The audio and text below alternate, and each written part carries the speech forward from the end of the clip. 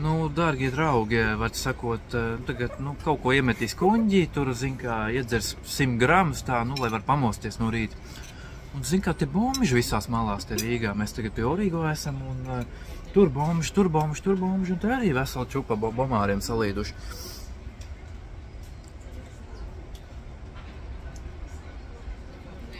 Pats galvenais, jā, neļauj pabraukastot, jā, skatās tā mutē iekšā, man pilnīgi neērti palicis ir. Un galvenais arī pizģībājīgi, reāli pizģī ēdienu tev, pilnīgi rauj no rokām ārā.